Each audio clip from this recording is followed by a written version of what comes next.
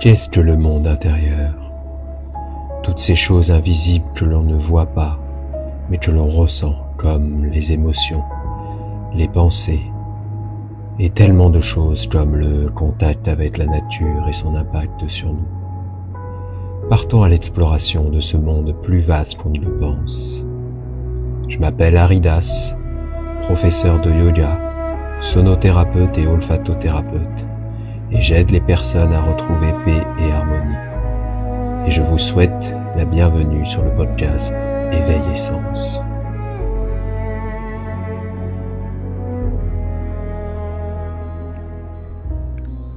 Bonjour, dans ce nouvel épisode, l'épisode 4, Avancer durablement. Nous allons voir ce qui peut éventuellement vous freiner, vous ralentir, mais aussi ce qui vous permettrait d'avancer sur la durée. Avancer durablement, oui, mais vers quoi?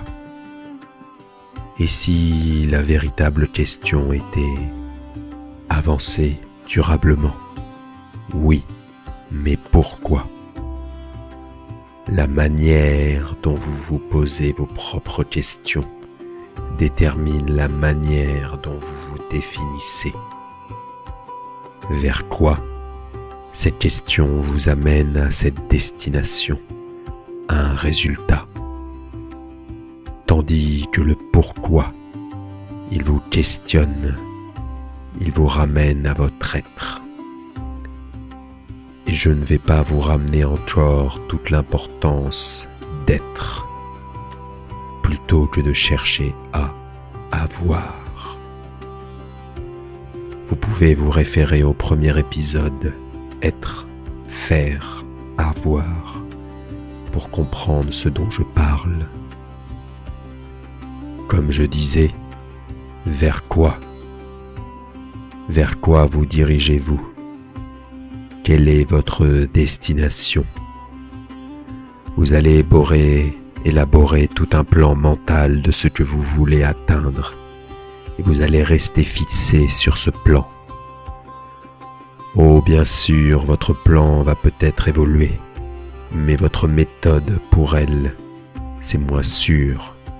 Vous allez potentiellement continuer de procéder de la même manière. Non pas que je remets en doute vos capacités à changer vos manières de faire, mais on a toujours tendance à aller vers ce que l'on sait déjà faire. Et là, vous me diriez, oui, mais si ça marche. La question n'est pas de savoir si ça marche ou pas, c'est est-ce que c'est bon de procéder ainsi pour vous? Vous adhérez en fait à un système, soit que vous avez créé, ou que vous suivez, et que vous pensez ok pour vous, parce que c'est devenu pour vous automatique. En fait, vous êtes devenu esclave de votre propre système, de votre manière de fonctionner, car vous ne lâchez rien tant que votre destination n'est pas atteinte. Vous continuez sans relâche. Et le pire dans tout ça, c'est que parfois vous y laissez votre santé. Vous pouvez perdre des proches car vous êtes focus sur votre but sans faire attention, sur les choses qui s'effondrent autour de vous et à l'intérieur de vous. Alors, cela ne veut pas dire que vous êtes dans le faux pour autant. D'ailleurs, vrai, faux, ce n'est qu'une conception des choses. En fonction de nos visions, des choses, de nos points de vue divergents, nous voyons une scène d'une manière totalement différente. D'ailleurs, j'ai même envie de dire, si vous êtes obstiné dans quelque chose, tout viendra vous prouver que vous devez continuer ainsi. Par exemple, vous vous dites que vous devez continuer de travailler dur, que vous allez continuer ainsi car vous ne connaissez que ça. Eh bien, il y a des chances que vous soyez davantage sollicité pour travailler encore plus. Et à l'inverse, si vous croyez qu'il n'est pas possible d'atteindre telle chose, tel but, tout vous montrera que ce n'est pas possible, car votre mental sera orienté ainsi, et vous ne verrez pas les solutions possibles. En fait, dans cette quête de destination, vous vous limitez. Vous vous enfermez vous-même dans vos propres limites. Alors cela ne veut pas dire que vous serez capable de rien, loin de là. Mais en fait, vous seriez capable de tellement plus si vous vous laissiez la possibilité, l'ouverture d'esprit, pour voir les choses sous un autre angle. Et puis, peut-être que vous vous sentez dans le vrai, mais il y a une chose qui ne trompe pas, c'est votre corps. Vous vous sentez dans le vrai, ou avez la sensation de faire ce qui est le mieux pour la situation donnée.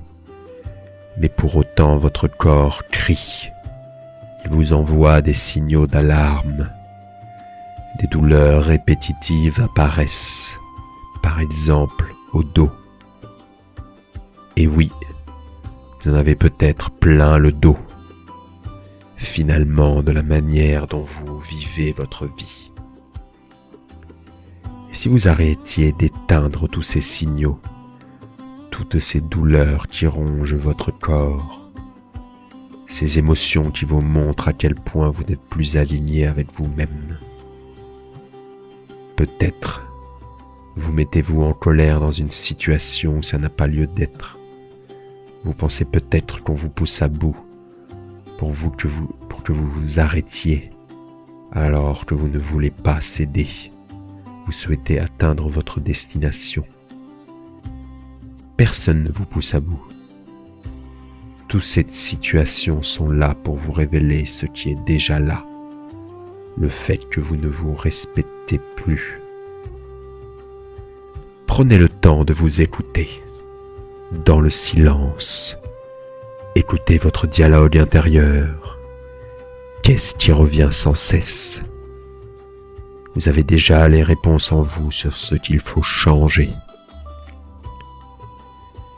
Et c'est pour ça maintenant que je vous amène à votre pourquoi. Qu'est-ce que vous voulez être? Vous voulez être un bon père de famille, une mère prête à tout pour ses enfants. Vous vous dites qu'il faut gagner tant d'argent pour leur offrir tout ce dont ils auront besoin. Et si la meilleure chose à leur offrir serait peut-être plus de présence, vous n'avez peut-être pas besoin de travailler autant. Pourquoi faites-vous votre métier? Si vous le faites seulement pour payer vos factures, subvenir aux besoins de votre famille, pourquoi ne faites-vous pas quelque chose qui vous passionne, qui vous pousse à vous dépasser? Et là, vous pourriez me dire, oui, mais j'ai un bon salaire, une bonne situation. Mais ça vous sert à quoi d'avoir ça? À tout payer, voire plus, à vous hisser dans l'échelle sociale. Imaginez que vous êtes dans votre canapé, seul face à vous-même. Vous vous rendez compte que tout ça ne sert à rien. Ça ne vous nourrit pas intérieurement. Ça ne fait que nourrir votre ego et à vous complaire dans votre situation, bien que vous ne soyez pas forcément heureux finalement. Et vous rajouteriez, ce n'est pas avec ma passion que ça arrivera, que j'aurai le même salaire. Ou alors, je n'ai pas de passion. Je pense que nous sommes tous habités par des passions, des envies. Alors d'un côté, tant que vous ne testez pas, vous ne savez pas. Peut-être finirez-vous par gagner finalement mieux votre vie. Mais ce n'est pas le plus important. Ce qui compte, c'est que vous vous sentiez nourri, que ce que vous faites vous fasse du bien, plus que ça ne vous stresse. Après, vous n'êtes pas obligé de vivre de votre passion, mais pensez à trouver cet équilibre entre vos sources de revenus, votre vie de famille amicale, vos passions.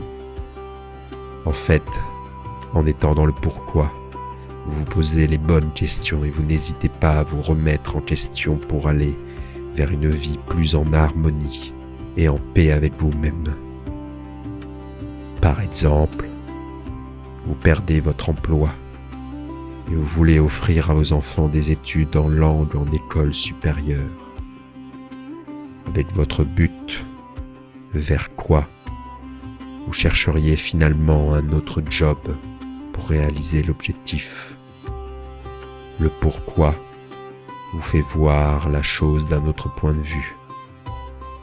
Et si, comme le but étant que vos enfants apprennent des nouvelles langues, si ce n'était pas l'occasion finalement rêvée pour partir en voyage à travers le monde, si vous avez la possibilité. Mais là, il est possible que vous soyez en panique, plein de peur, que vous ne puissiez pas le réaliser. Outre l'aspect financier, c'est surtout que vous sortiriez de votre zone de confort avec un travail. Vous savez que vous allez travailler, payer les études si tout va bien. Que là, c'est l'inconnu. Vous ne savez pas forcément si vous allez pouvoir faire ça. Est-ce que ça va vraiment aider vos enfants? Et peut-être préfériez-vous renoncer. Sachez que souvent la peur est un signal qui peut nous montrer ce qui compte pour nous. Mais il faut pour cela sortir de sa zone de confort. Le pourquoi, au-delà des choix de vie, va vous aider à mieux vous connaître. Pourquoi je réagis comme ça dans ce genre de situation, par exemple? Pourquoi m'arrive-t-il ça régulièrement? Mais cela va vous demander d'être attentif à ce que vous vivez, de sortir de votre mode automatique, que vous ne soyez pas submergé par vos émotions ou bien vos pensées. Si vous avancez avec votre pourquoi, que vous laissez de la place, que vous faites évoluer votre pourquoi le long de votre chemin, vous avancerez durablement. Vous ne serez pas là à chercher votre motivation, votre discipline tous les jours pour vous forcer à faire les choses qui doivent être faites. Tout se fera naturellement. L'avantage d'avancer avec votre pourquoi, c'est que vous ne restez pas figé.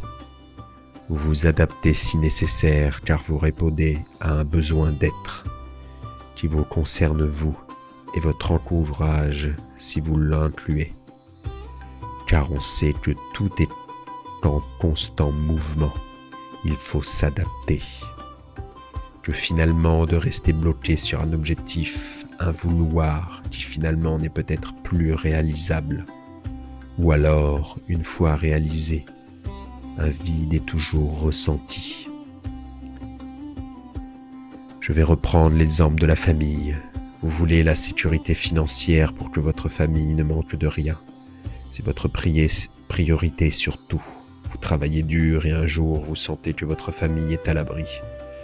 Mais pourtant cela ne vous rend pas si heureux, vous et votre famille, comme si quelque chose n'était pas satisfait.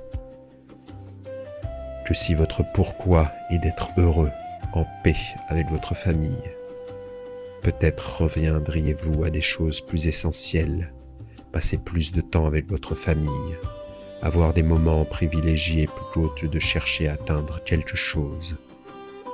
Car vous n'avez besoin de rien de spécial pour décider d'être heureux avec vous-même et avec votre famille, juste d'être présent. Je veux dire, réellement présent.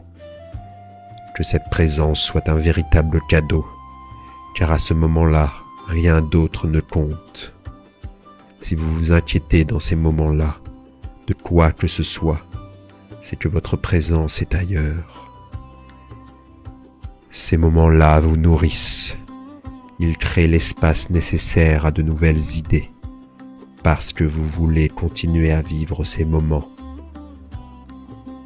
Et vous trouverez tôt ou tard ce que vous avez besoin, ce que vous cherchez pour continuer à perdurer en ce sens.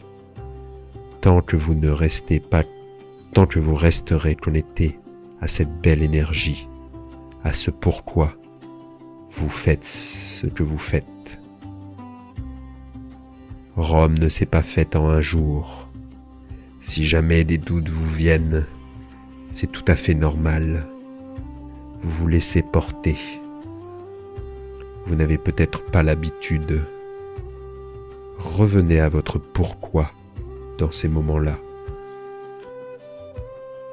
Je vais conclure cet épisode par le pourquoi j'ai créé ce podcast. Parce que c'est un projet qui me nourrit, avec lequel je grandis. Et vers quoi va-t-il ? A-t-il une direction précise ? Je n'ai pas la réponse à cette question. Je n'ai rien défini. Mais mon pourquoi me suffit amplement pour continuer d'avancer. C'était Aridas, et je vous dis à bientôt.